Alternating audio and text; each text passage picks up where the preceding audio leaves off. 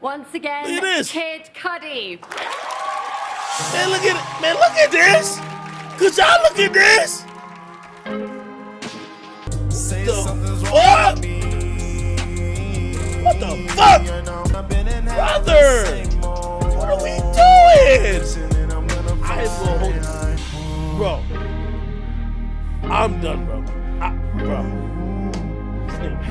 I'm done. Bro, you know this ain't like.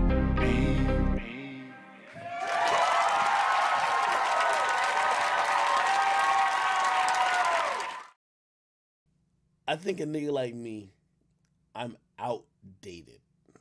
I want to be honest with you. It's fine. Just disagree with me one time, bro. Disagree with me one time. I'll be seeming weird when I comment on this, bro. Bruh.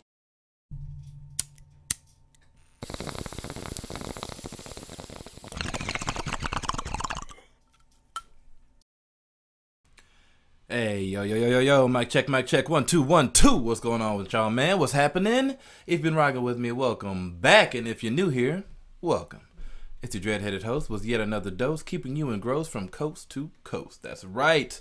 Ooh, Hoteps mad, boy. Hoteps mad today. Now, if you haven't heard about this, if you haven't seen this, it's really not all that important, but my feed was blowing up and I saw some reactions and I was like, you know, we got to sit down here and talk about this because Hoteps are upset today. If you haven't heard about this just yet, we're going to take a look at the screen. Kid Cudi was on SNL doing a couple performances the other day. And on one of his performances of Sad Boy, he decided he was going to wear this white floral print sundress. Now, this set the internet on fire for a couple reasons. Because at the time, as far as I know, I didn't even see the performance live. So I'm not going to front and act like I was there when it happened. But I got the tweets pretty much minutes afterwards. Okay? People are upset. They're saying, How? What's going on here? Just another black man out here wearing a dress, selling out for the man. Let's all calm down. It came out pretty shortly after the backlash, quote unquote, all right, from all these insecure Negroes out here. He was doing a tribute to Kurt Cobain. That's what he says. I'm doing a tribute to Kurt Cobain. As I understand it, it was the 27-year anniversary of his passing or something like that would have been. And so he went on stage in this sundress to put on a tribute to pay homage to Kurt Cobain. Because Kurt Cobain, as it turns out, also famously performed in a sundress that looked much like the one that Cudi was wearing. Fans have also pointed out that in the other performance of the night that he did, he was wearing this green cardigan number, all right, that matches up with one of Kurt's cardigans that he wore for a different performance. Now, we know Cudi is a Kurt fan, so it makes perfect sense. It all tracks to me. I mean, when I first saw the picture, my first thought wasn't, oh, here goes another black man in a dress selling out for the man. It was, damn, this man must have raided Tyler Perry's closet to get a dress that fit him that looked like that. Dress looks straight out of Diary of a Mad Black Woman, if you ask me. What do I know about fashion? I guess Cudi's gonna be designing the whole fashion line. A lot of rappers get into fashion nowadays. You know, times is changing, all right? If that's what it is what it is, whatever. My masculinity wasn't threatened just because I saw this man expressing himself and expressing respect to an artist that influenced him coming up, all right, especially during the anniversary of something like this. None of this paying homage to an artist that you respect is new. Artists do it all the time, okay? For some strange reason, though, Hoteps got in their feelings about this. They didn't wait to see the explanation that Cudi had. They didn't ask any questions. All they saw was a black man in a dress and assumed it was a part of some vast, insidious conspiracy. But at the end of the day, what does him wearing a dress have to do with your masculinity? Because it seems to me, all right, that a lot of people are insecure in their own feelings, right? So they have these knee-jerk reactions when they see other black men in a dress. And they want to come down and say, oh, well, look at this. Somebody else selling out. Now, we've talked about this a little bit before, all right? And I'm going to stand by what I said then at the time. I think there's a conversation to be had about how that's kind of popped up in media. I mean, you can look at a history, or there's a pattern there for sure. All right, Dave Chappelle talks about it in one of his stand-ups when he was still in Hollywood before he left and came back. They wanted him to wear a dress for a role. He didn't want to do that. He said, this is unnecessary for this role. Doesn't make a whole lot of sense. Why am I being put in the dress? So maybe there is something to be said about that. Perhaps there is something more to be talked about, and we can talk about that. But that does not mean that every time a black man shows up in a dress to do something, all right, or a black man does something even slightly feminine, that we need to assume there's something evil behind it, or something insidious behind it, something designed to break down the very structure of the black family unit. And can we pause for a minute and talk about how arbitrary and petty a distinction this is? This whole gender roles thing revolving around the wearing of a dress. Some of y'all really truly believe, all right, that a dress all of a sudden eliminates all quote-unquote masculine qualities. Let's break this down for a second, right? Let's really talk about this for a second, okay? Because you're talking about gender roles. We're really talking about he was emasculated. You're talking about gender roles. You're saying Kid Cudi, all right, when he wore that dress, he was not performing regular male gender roles. That's what you're saying, all right? Male gender roles should be wearing, I guess, a pantsuit at all times or whatever. Ultimately, when you're talking about the core male gender roles that people really get into, right? Especially a lot of these people talking about how it's breaking down and diluting the black family, right? Male gender roles would include something along the lines of providing for the family, food, economically, all of that, all right? Providing security for the family. If something were to happen, all right, they would be protecting the children and the spouse, making sure that there's a place for the family to stay. If Kid Cudi goes on stage, puts on this dress, gets paid, goes home to his wife and kids, okay, and make sure that that family unit is put together and stays strong, what exactly is he doing to violate the gender roles? Because there are plenty of men who don't wear dresses, who don't provide for their family, who aren't out here protecting, you know, their family like that, that you could say more violate the gender role that you're talking about. Right now, there's nothing that says he's not doing that, okay? The dress is such an arbitrary distinction. Did you know that a while back, little baby boys would be dressed in dresses, all right, until they got old enough and they put them in pants? It wasn't until fairly recently in the zeitgeist of cultural history that they made that switch, all right? Pink actually used to be the color for boys and blue was the color for girls. Look it up, all right? They changed it because all of a sudden they decided that blue was going to be more masculine. Why they decided that? You can go look it up, like I said, but these are facts, right? These are some very arbitrary distinctions. I'm gonna play devil's advocate for a second and level with some of you Hoteps real fast, so we can really talk about this, all right? Because some of y'all are not even gonna be aware of this. I'm gonna spit some facts at you right now. A lot of this internalized, I don't want to say homophobia, but we could kind of go there, all right? It's internalized sensitivity about being emasculated in terms of in the black community and how it pertains to the black man specifically, all right? That can be traced back to slavery. Like most things, can be traced back to slavery. One of the things that the slave master used to do, one of the many things the slave master used to do to keep his slaves in line was to find, you know, the biggest, most masculine person, slave, and emasculate them in various different ways. They had these things, all right, that were called sex farms. They would sexually abuse the slaves on this farm, all right? The slave masters would engage in non-heterosexual intercourse with their slaves, okay, as a modus of control, all right? They would rape these men as a modus of control, and then they would throw them back to their family. A lot of times they would make their families watch, their kids, their wives, they'd make them watch. They would emasculate them, they would make them sag their pants, they walk around so that they were marked, essentially, all right? That whole sagging pants thing they say it comes from prison, well, it comes from prison culture, which is slavery culture, if you really trace it back.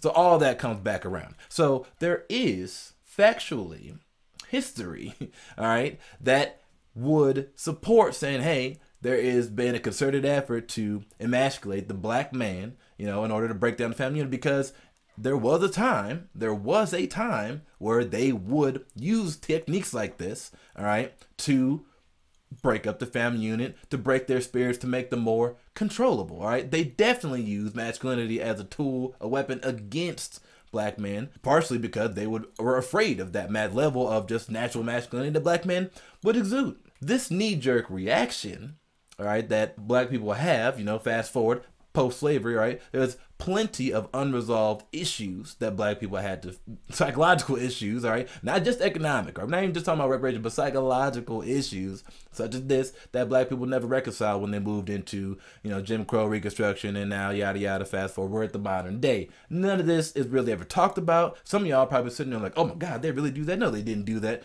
Go look it up, all right? These are just facts, all right? Don't argue with me, all right? These are facts. There is, like I said, a discussion to be had, but some of y'all out there, all right, like old DJ academics, old roly head ass academics, what does he know about masculinity? That fool was irrelevant since Joe Budden came and bitched him out on his own show, all right, when they were doing that little podcast thing. What would he know about masculinity? I'm just trying to, somebody make that make sense for me. Let me know down in the comments what DJ academics know about some masculinity. I mean, what we talking here? But he's just one of the many, all right? There's plenty of y'all out here, y'all YouTubers, whatever, y'all Pan-Africans out here that are really in your feelings about it. And half y'all bet probably aren't even really that aware of the history and the culture and the actual reasons why people might feel this way. So I'm not just out here spinning my wheels and talking outside of my neck. I understand why people would have this kind of reaction. So it's not totally unfounded.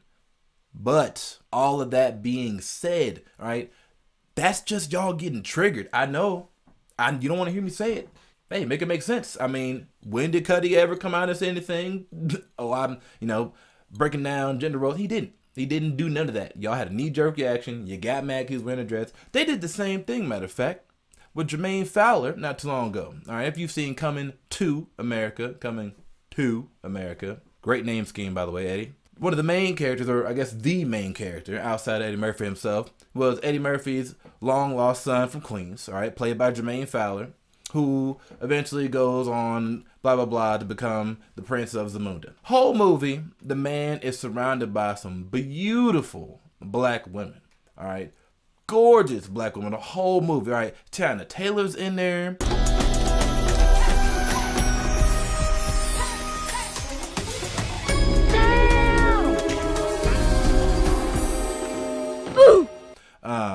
I forget the name of the woman that plays Eddie Murphy's oldest daughter, Princess in there.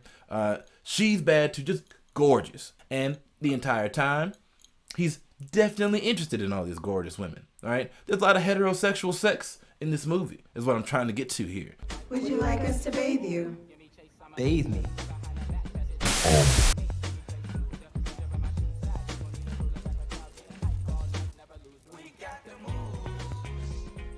All three of you? Man, sit your ass down. Movie came out. Everybody had, you know, whatever opinions about the movie, but it wasn't a couple of days or about a week or so later, right? And this is after the fact. So a lot of these people that flipped the script we're about to get into already have made their opinion about the movie divorced from this, right? But people realized later that Jermaine had actually appeared on an episode of RuPaul's Drag Race. I think it was on an All-Star season or something like that. It was some celebrity guest special that they had. The whole premise was they had celebrities come in. The queens did their makeup, dragged them up to be drag queens, and the winner of that ended up donating money to a charity of their choice. Right? It was all for charity. The celebrity guests were not coming on there to launch their careers to be the next drag superstar of the world or anything like that, baby. No. Simply fun for charity. All right? And quite frankly, who cares, right? It's for charity. But you've had these same people that were in their feelings about Kid Cudi wearing a dress on SNL, of all places. Super serious SNL performers, right? Same people were giving Jermaine all that smoke. Talking about, oh, no wonder he got this big role in Hollywood, blah, blah, blah. He sold out and wore a dress, and that's why he got the role. And this, that, and the third. And it's like, what kind of jump in logic are you making? Most of y'all hadn't even heard about this one singular episode of RuPaul that he guest starred in. I hadn't heard about it, and I liked the show. So, what did that say? It wasn't that big of a deal that episode is what landed him his spot on Coming to America. Come on now. You know how long it takes to cast movies? You know how long it takes to produce the movie, to shoot it, to get it all together? I think this episode came out maybe within the last year or so. Okay? That movie would have been in production. They would have had all these choices done long before. Maybe they happened simultaneously even. All right, it's more likely to believe. But the bottom line is, it's unfair to run up and just take away all the credit from Jermaine and his acting talents. I mean, say what you want about the brother. I thought it was pretty decent in the movie. Hadn't seen him in anything else just yet. I'm excited to see him do some other roles, you know. Thought he was all right. But and again, he's surrounded by women in that movie. There's no agenda being pushed by Jermaine or Kid Cudi, right? They didn't come out here and say, I think that black men should be women now. They didn't say nothing like that. You haven't even seen either one of them in a dress since these instances. Now, some of y'all gonna be like, oh, what about that one time Kid Cudi wore a crop top?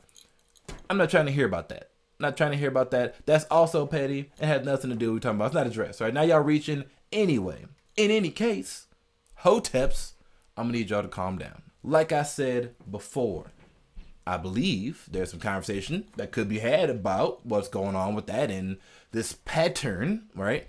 That shows black men in Hollywood being put in dresses to do different roles, because we know how white supremacy works and how framing works and how they like to do black people dirty in Hollywood. We know this, all right? All these are facts. So there's certainly a discussion that could be had about what ulterior motives could be at play. However, does not mean that every time there is some insidious ulterior motives at play. You're wasting a lot of energy fighting a fight. I mean, what are we really talking about? No one's even talking about the performance of the song. Now, granted, he definitely framed that performance in such a way that the dress is going to be the talk of the performance, right? Wasn't no choreography. You couldn't even see the band. They were all on stage black. Everything pushed back. There wasn't no lights going on. The focus was definitely supposed to be the dress. So he got the response that he wanted, clearly. All right, you know, he wanted people to talk about it, and here we are talking about it.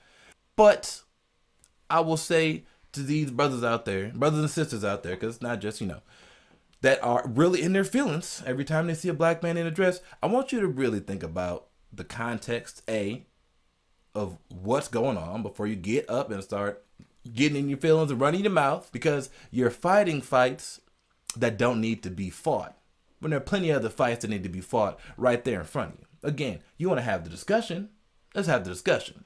But there ain't no reason to get in your feelings, to cry wolf and point fingers every time you see something that's slightly out of the ordinary. If you want to get up and say, hey, brother need to put some lotion on his elbows so it's not to clash with that sundress, off-white pattern, that's one thing.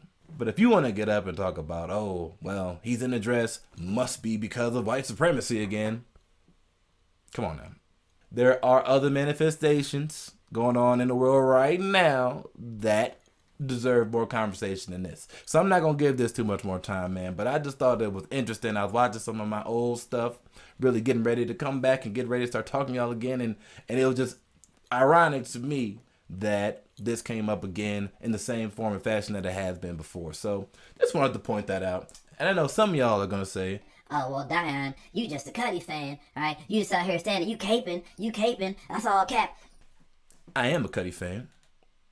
I'm not gonna lie about that. You see the poster in the background, all right? Love that brother's music. Okay, I loved a lot of the stuff he did on that last album.